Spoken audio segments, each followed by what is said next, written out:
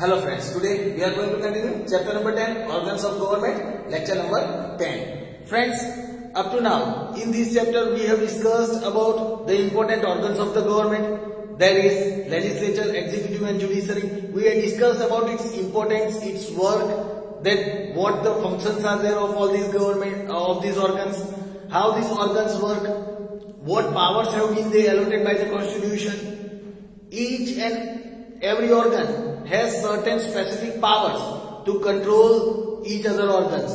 Friends, we also discussed about the first part of the organ, that is legislature. We discussed about the two types of legislature, that is unicameral parliament and bicameral. We also discussed about the Parliament of India, that is Lok Sabha and Rajya Sabha. After that we discussed in detail about the speaker of Lok Sabha. We discussed about many important things about this parliament, that which people are considered into the parliament. We discussed about the main functioning of Rajya Sabha and Lok Sabha. In our previous lecture we also discussed about the legislative assembly, legislative council.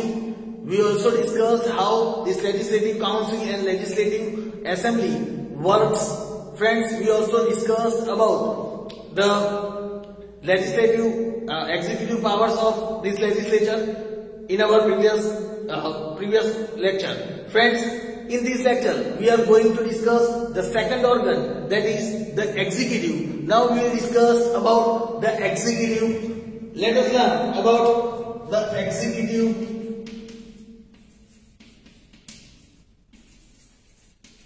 organ.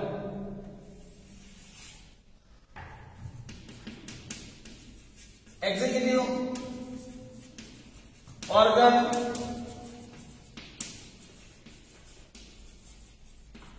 of the government. Let us discuss about the executive organ of the government. The organ of the government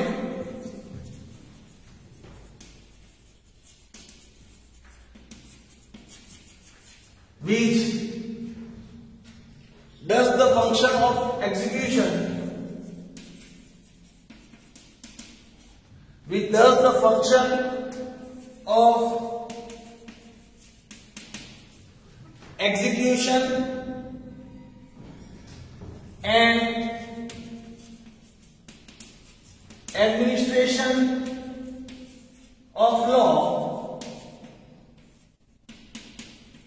is called the executives. Is called the executive.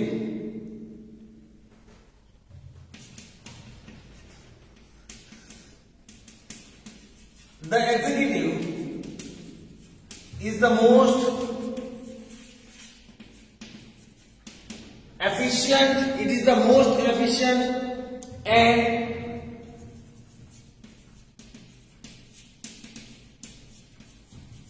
highlighted organ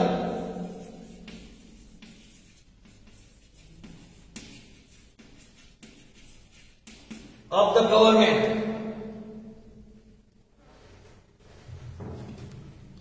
In India, if we talk about our country, India, the executive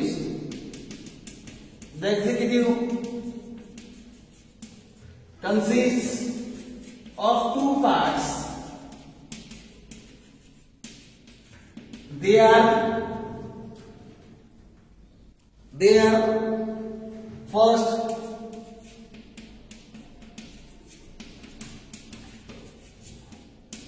political executive and number two is administrative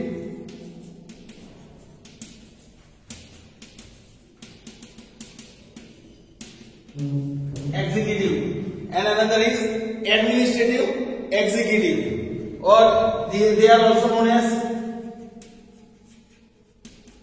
permanent executive. Administrative executive also known as permanent executive. These two types of executive are seen.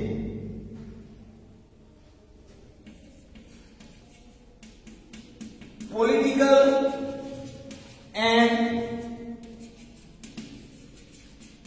administrative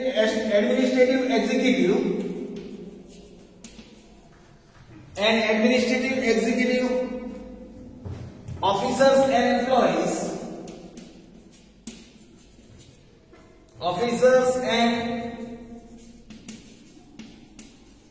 employees are in direct contact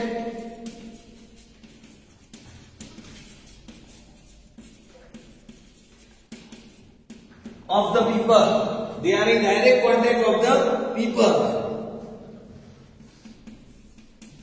Their decisions and works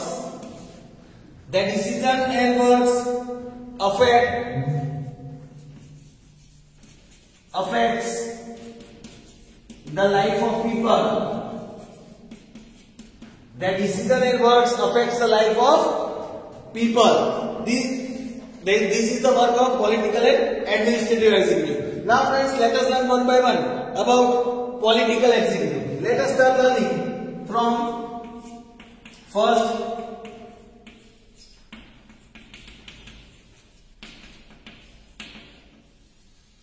Let us discuss about political executive.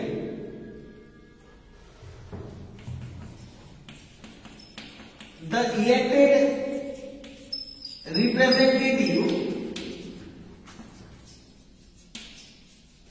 who form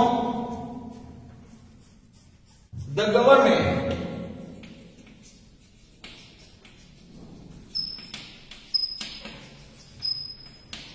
are known as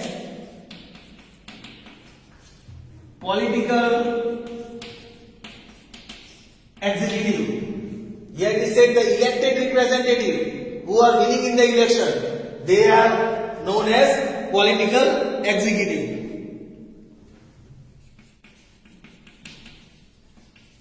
At central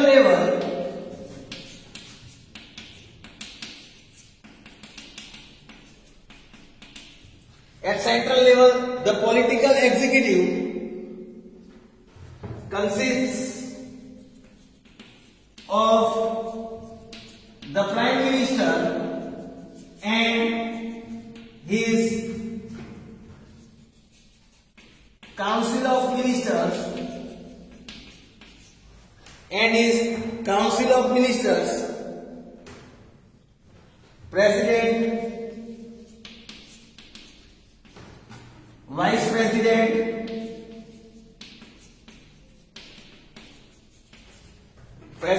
Vice President and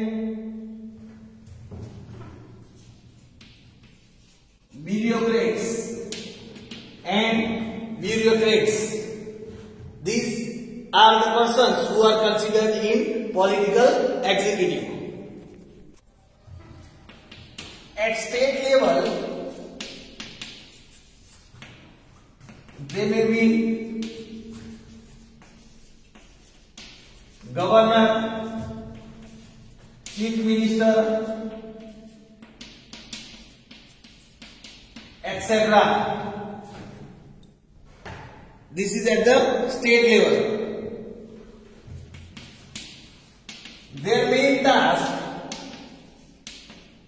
is to form the government.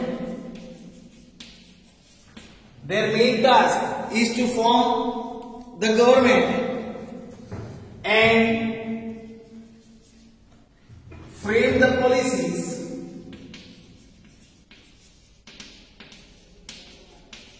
to run the state.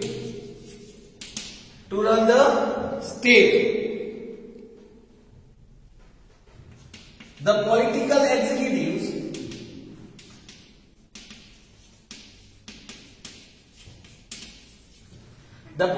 executives either get changed after every 5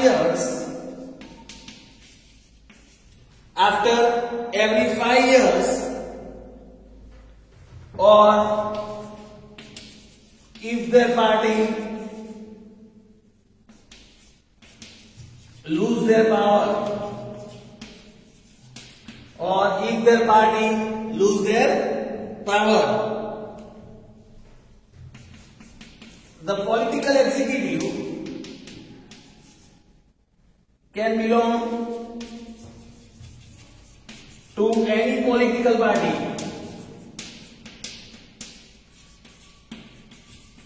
The political executive can belong to any of the political party. The qualification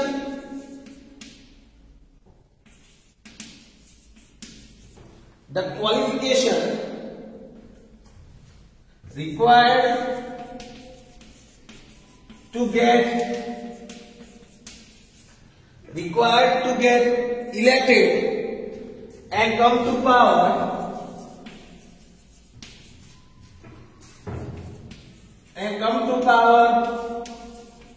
as political executive, and political executive are honesty, then public services, honesty, public services, public opinion,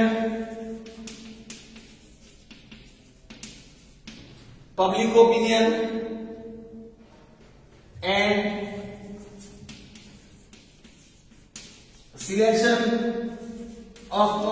selection by public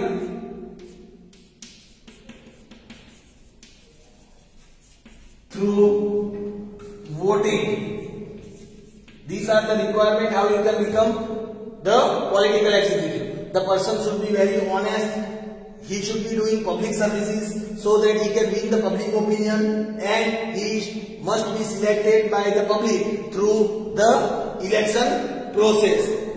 So this was the information about the political executive. Now let us learn about the second part, that is administrative executive. If we learn about administrative executive, the body of civil servants who are selected for almost permanent basis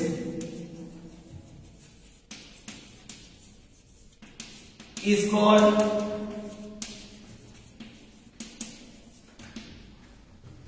administrative executive. Is called administrative executive. The service of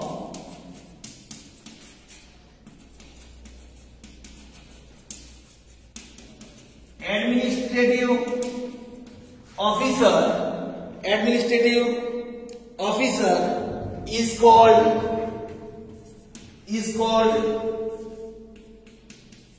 civil services. Is called civil service. Then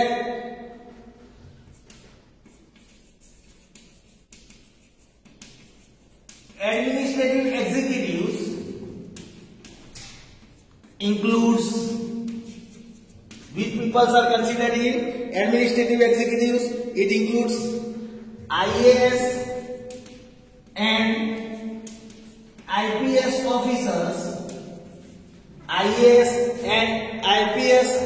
officers, court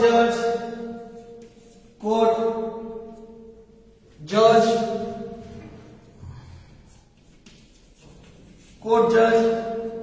etc. Administrative executive includes IAS, that is Indian Administrative Service officers, and IPS, Indian Police Service officers. So these people, these officers are considered as administrative executive. The main role of the administrative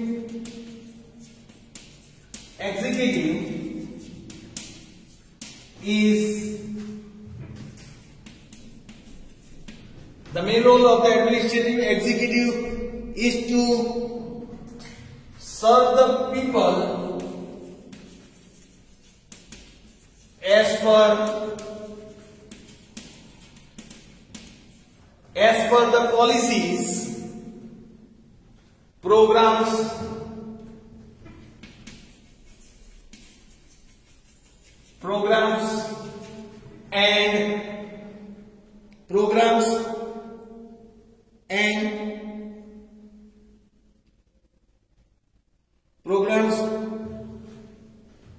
and planning done by the government.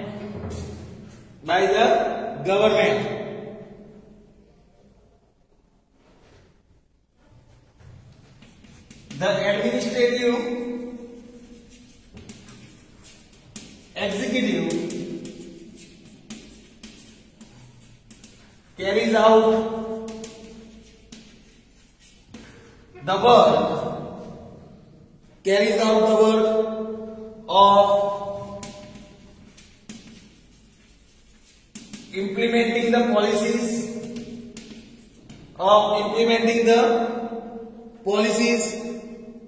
programs, and planning of the government,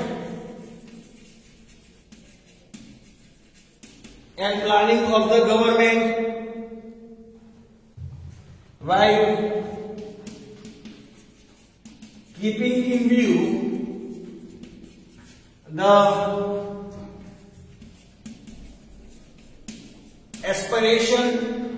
the aspiration and expectation of the people, while keeping in mind the aspiration and expectation of the people. Then the administrative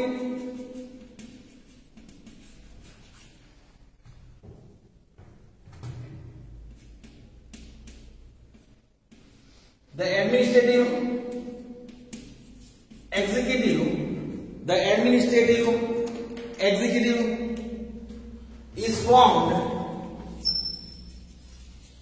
on permanent basis.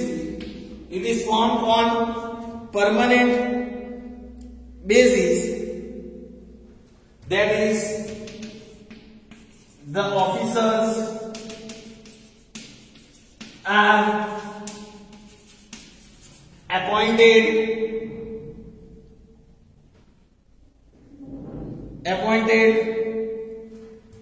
on a permanent basis.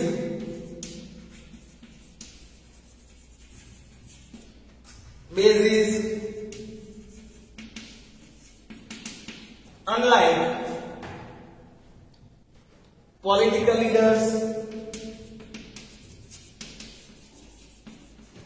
who keep on changing with elections. Like the political executives keep on changing after the election, same way here the administrative executive are not changed, they are on permanent basis. So here it is said, the retirement age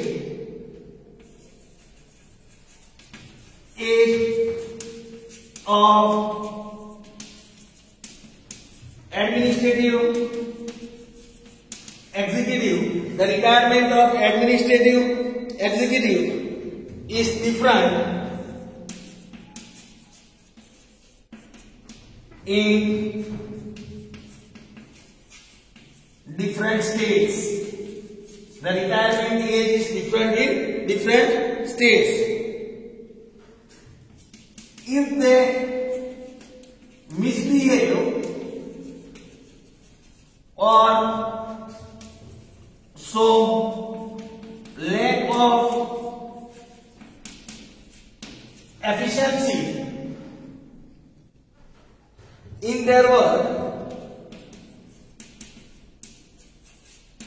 then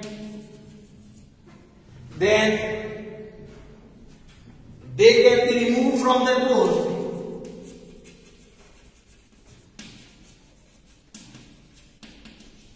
be removed from their post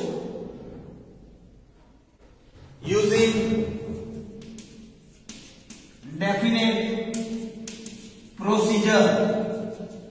After definite procedure only they can be removed from their post. To become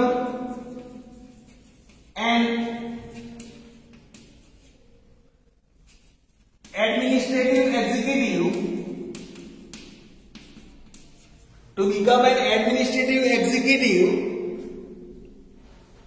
one needs to have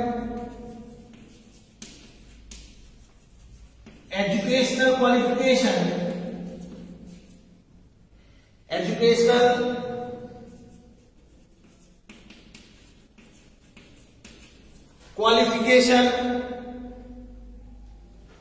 pass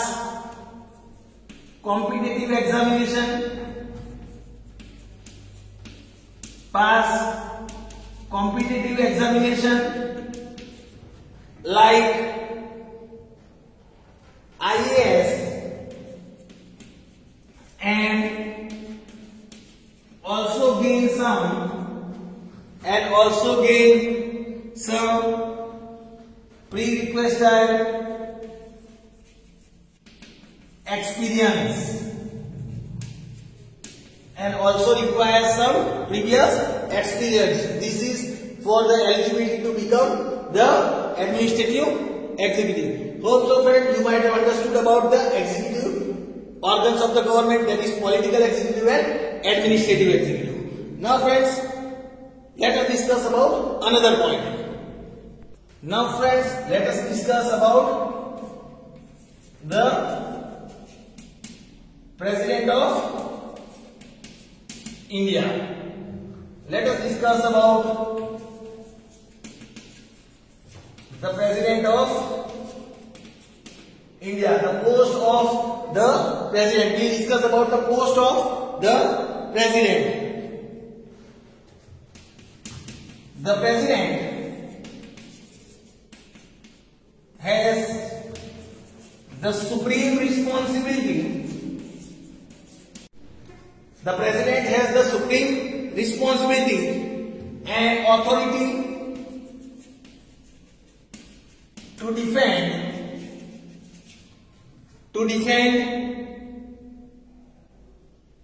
and protect the Constitution. To defend the Constitution of India, we can say Constitution of India. Hence, he is called the constitutional head of India. President is called the constitutional head of India. He is the constitutional head. The Constitution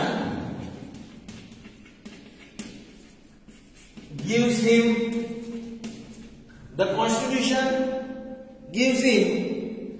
all the executive powers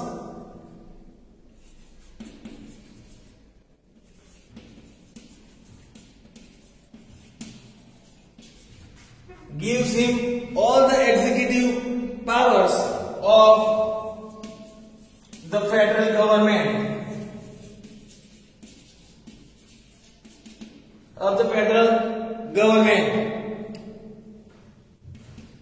All the works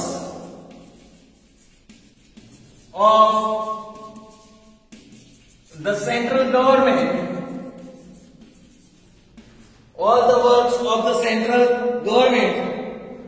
are carried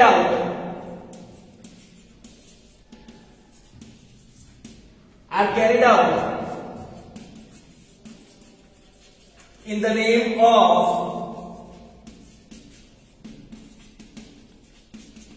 of the president.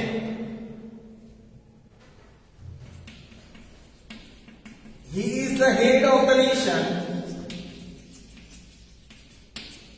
He is the head of the nation and the first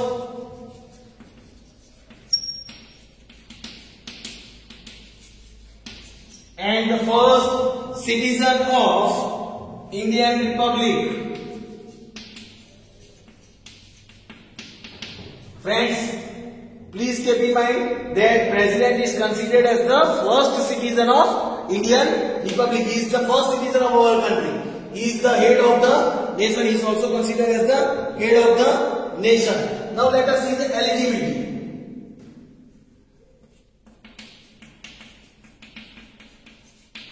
Eligibility to become the President of India. If anyone wants to become the President of India, let us see what is the eligibility. He or she must be a citizen of India. He or she must be a citizen of India with age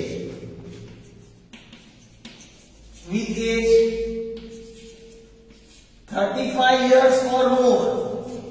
His age should be 35 years or more than that. Then he or she should not be a salaried employee. He should not be a salaried employee of the government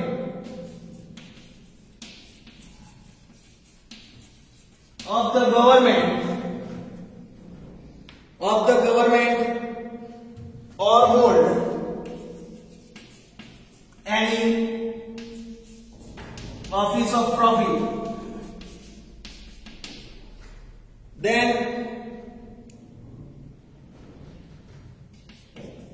he or she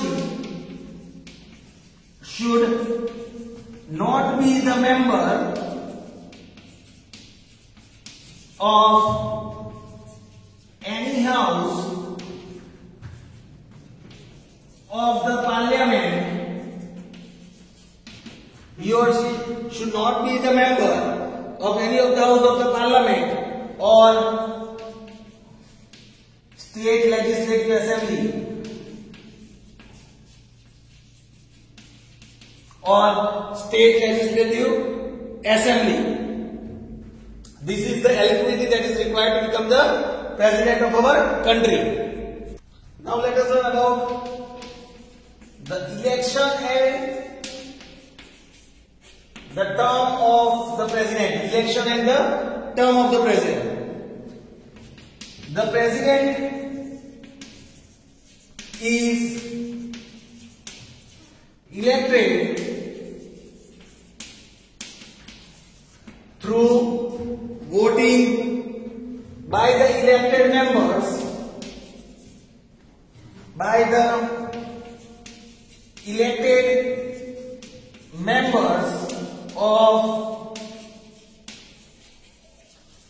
of both the houses and the members of legislative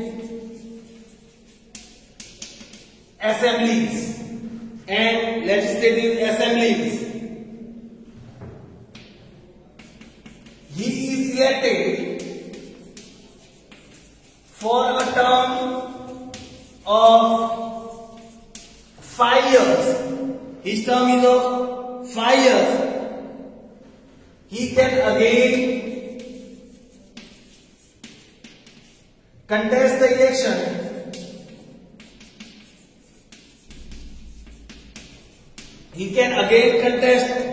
election after the completion of his term. after the completion of his term. When the president is in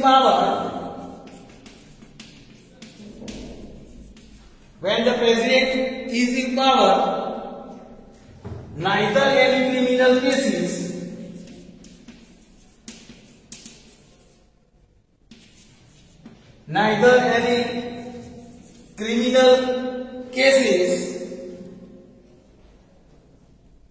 can be